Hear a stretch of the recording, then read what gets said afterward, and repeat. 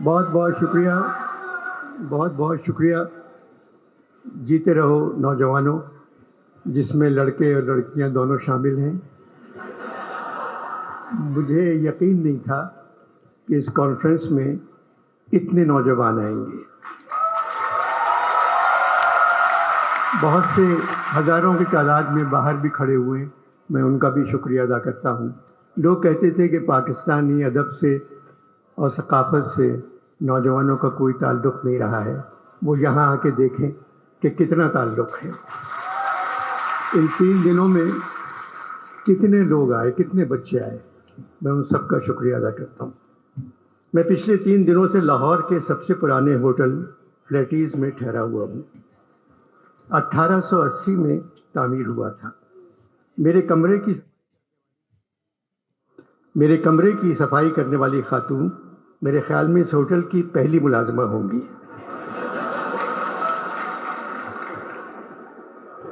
آج صبح میں نے ان سے کہا، آپ زحمت نہ کریں، آپ کہاں رہتی ہیں، میں آ کر آپ کے کمرے کو صاف کروں گا۔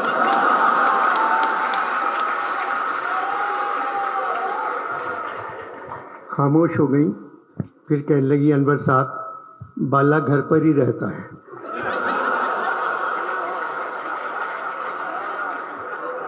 شاید میرا خلوص وہ نہیں سمجھی۔ میں نے پوچھا کہاں کی ہو، تو کہنے لگی گجرات۔ میں نے کہا مسلم لیگ قائد کی طرف ہو؟ بولی مسلم لیگوں نے قاعدے کی ایسی تیسی کر دی ہے، صرف کاف گاف بچ گئے ہیں۔ مجھے نہیں معلوم میں کس کی طرف ہوں۔ پڑھی لکھی ہو؟ میاں جی پڑھی لکھی ہوتی تو بے روزگار ہوتی۔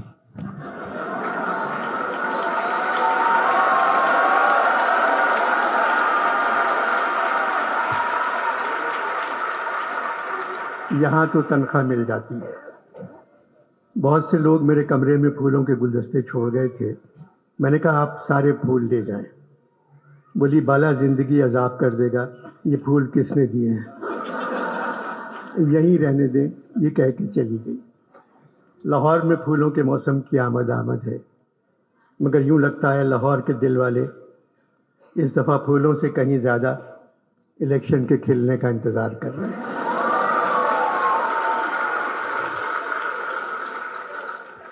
الیکشن ہوں گے یا نہیں، یہ بات نہ الیکشن کمیشن جانتا ہے، نہ سرکار،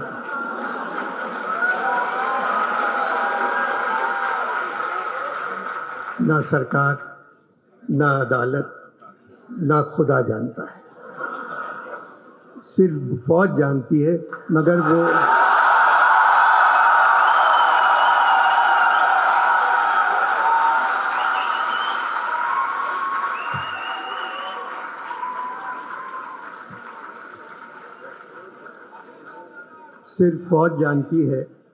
مگر وہ بتا کر نہیں دے رہی ہے۔ حالات کی وجہ سے الیکشن کے ساتھ بھی کمیشن لگا دیا گیا ہے،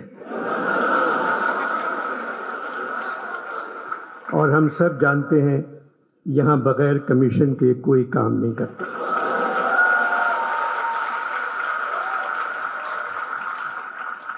Pakistan literature festival, Karachi art council کے صدر محمد احمد شاہ رنگیلے نہیں ہیں، بہت اچھے انسان ہیں، مزدوروں سے زیادہ کام کرتے ہیں، ہر صوبے کے ادب کو زندہ رکھنا چاہتے ہیں، جو کام کرنا چاہتے ہیں کر گزرتے ہیں۔ شاہ صاحب کے ہاتھ سے مائکروفون چھیننا اتنا ہی مشکل ہے جیسے چھوٹے بچے کے ہاتھ سے جھنجھنا۔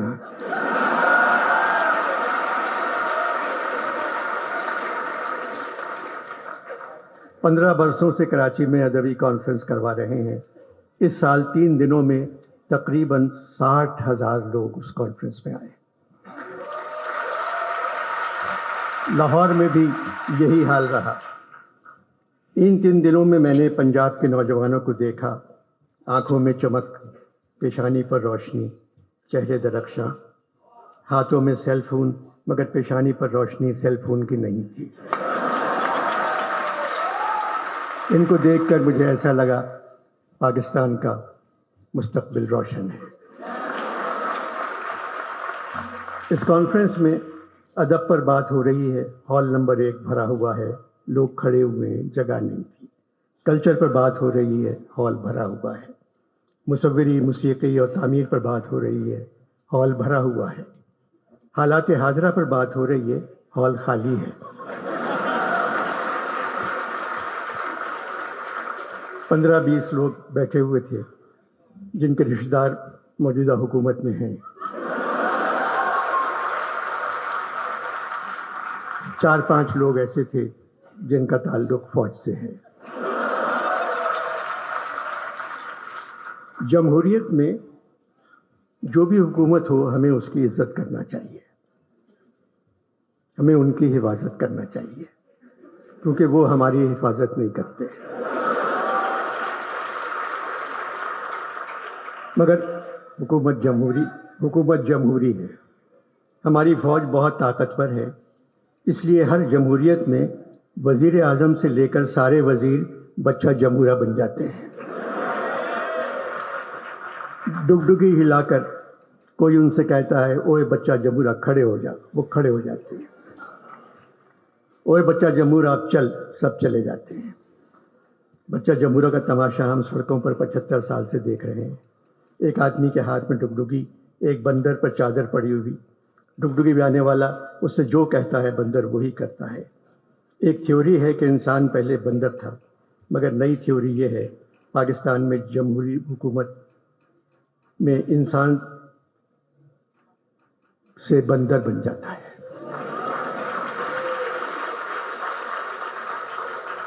قصور سویلین کا ہے، وہ کچھ اچھا کام کر کے ہی نہیں دیتے۔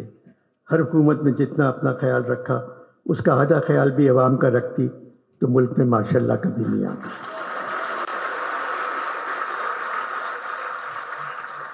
75 برسوں میں فوج نے تقریباً 35 برس ہم پر حکومت کی ہے۔ 35 برس تو یوں ہی کہہ گیا، 75 برسوں میں تقریباً 74 برس فوج نے ہم پر حکومت کی ہے، آج بھی کر رہی ہے۔ اس میں فوج سے کہیں زیادہ ہمارا قصور ہے۔ فوج ہماری ضرورت ہے، مگر جمہوری دور میں نہ جانے کیوں ہم فوج کی ضرورت بن جاتے ہیں۔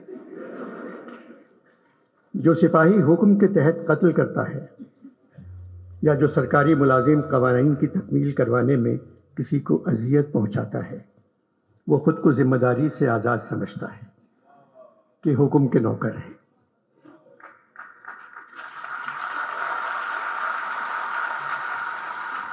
وہ کہتا ہے قانون ہم نے تو نہیں بنایا، وہ یہ بھول جاتا ہے کہ ہر عمل ایک عمل کرنے والے کی طرف لوٹتا ہے اور ان کا عمل بھی انہی کی طرف لوٹے گا۔ 75 برسوں سے جو یہاں غریب ہیں وہ آج بھی غریب ہیں۔ دادا غریب، باپ غریب، بیٹا غریب، پوتا غریب، نہ پیسہ، نہ تعلیم، نہ گھر، نہ کوئی مستقبل۔ ان کا کوئی حق نہیں، صرف ایک حق ہے، اگر غلطی سے کہیں الیکشن ہو جائے تو ان پہ ووٹ ڈالنا فرض ہے۔ 75 برسوں سے یہاں جو تخت پر بیٹھے ہوئے ہیں، دادا تخت پر، باپ تخت پر، بیٹا تخت پر، بیٹی تخت پر، پھر پوتا تخت پر، ایسا نہیں ہونا چاہیے۔ بہترین لوگ یقین سے محروم ہیں، جبکہ بدترین لوگ پرجوش وارفتگی سے بھرپور ہیں۔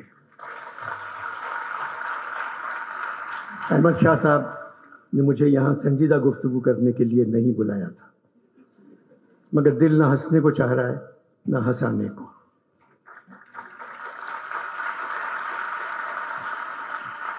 ہندوستان میں پٹھان نے تمام ریکارڈ توڑ دیے ہیں۔ تاریخی کامیابی، پاکستان میں پٹھان پر ایف آئی آر کا توڑ دیا۔